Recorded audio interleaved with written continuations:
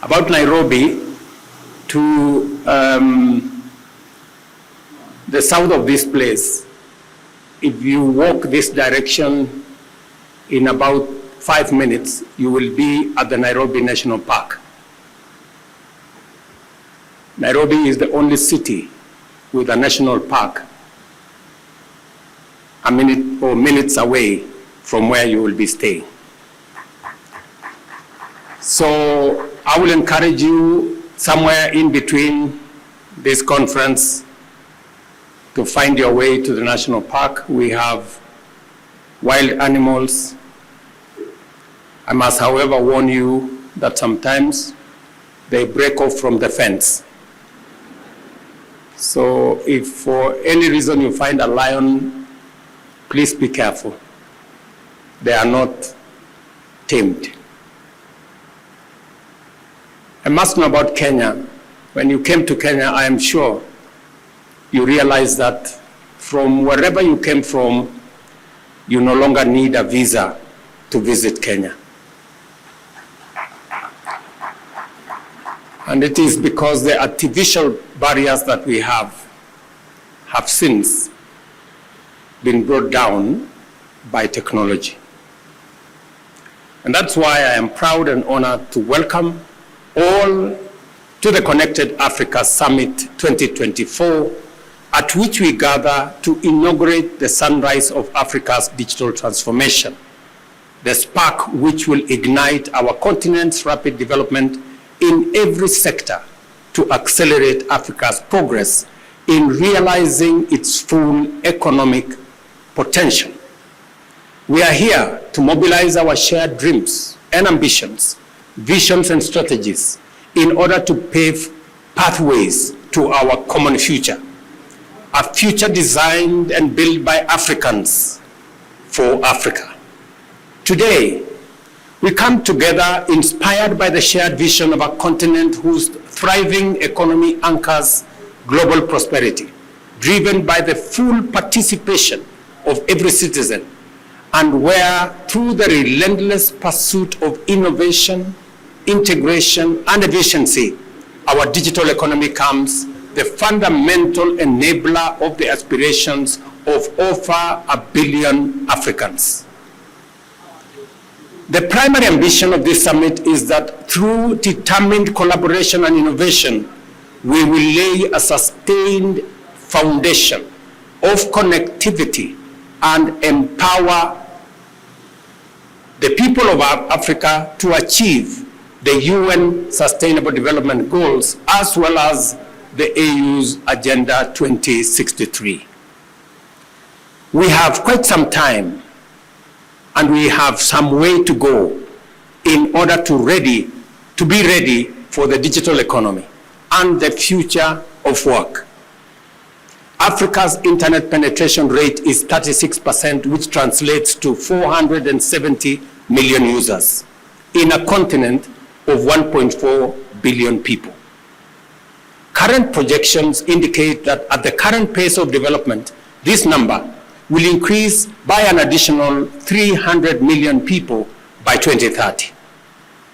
Our continent is connected to the global internet through 19 undersea cables, which is comparatively modest compared to other continents.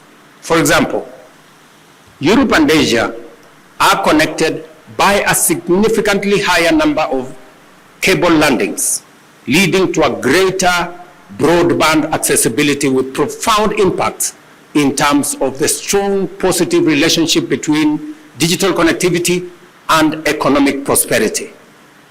Nevertheless, we must all be concerned by the fact that our rate of connectivity is poorer than the existing potential. Despite these connections, fixed broadband penetration in Africa is only about 5%, which leaves us far behind other regions of the globe. This has great critical implications for our ambition for both connectivity and economic transformation through the digital economy. The reason is that even an increase of only 10% of our broadband connectivity can lead to a 1.4% GDP growth in our continent. Additionally, our low rate of connectivity also presents other challenges. For instance, Africa's current average broadband speed stands at 8.1 megabytes per second, and at 5% of the monthly gross national income per capita, data costs represent a significant expense and places connectivity beyond the reach of most, especially those who are vulnerable. These statistics must serve as an urgent call to action and motivates us to radically enhance Africa's digital infrastructure and unleash the immense economic and innovative potential of our young people in a vibrant continent. Ladies and gentlemen, our vision for the future is bold, clearly urgent, and feasible. Under the African Continental Free Trade Area framework, we aim to harness Pan-African integration in order to expand our collective GDP from US dollars 1.7 trillion to US dollars 2.5 trillion by 2030. This ambition must be complemented by a strong commitment to bridge the huge digital divide which undermines our continent's growth prospects. Today, 300 million people across Africa live more than 50 kilometers away from an active fiber optic connection, a yawning physical gap that denies them access to internet and separates them from all the possibilities that the digital economy presents. Globally, Africa's digital infrastructure coverage, access, and quality lag behind our other regions. Yet, it does not have to be this way, because the most transformative interventions are just but a few decisions away. At the end of 2021, 84% of people in our region lived in areas where the third generation network technology, 3G connectivity, was available, while 63% had access to G4 mobile coverage. However, regrettably, only 22% were using mobile internet services. This gap between coverage and usage is similarly large for broadband internet connectivity, with 61% of people in our region living within broadband range, but unfortunately unable to use it. The imperative, therefore, is clear and entails determined interventions to significantly increase access to broadband services and to enhance both service, quality, and affordability.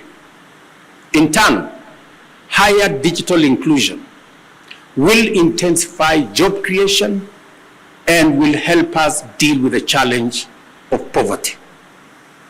Beyond infrastructure, a thriving digital economy requires the presence of a sizable and highly skilled digital workforce to build on advances in digital technology and to drive innovation and productivity, thereby creating a dynamic ecosystem which ushers enterprises into the digital economy and enables them to scale up successfully.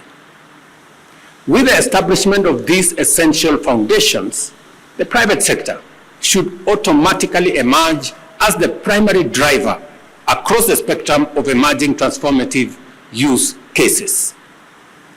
I am in full agreement with everyone here that at the heart of our digital transformation are our young talents, brilliant minds who are actively contributing to the growth of the global technology sector, marking out Africa as an indispensable hub of technological innovation. And I saw many of them as I went through the various booths. Driven by bold creativity and an indomitable entrepreneurial spirit, African youth are pioneering advances in fintech, agri-tech, renewable energy, and digital services. They are a generation which has been socialized to internalize technology as a basic need and way of life that is essential not only for economic growth, but also as a vital tool for solving the most pressing challenges of our time, including improving access to basic services like education, healthcare, and for facilitating sustainable resource management.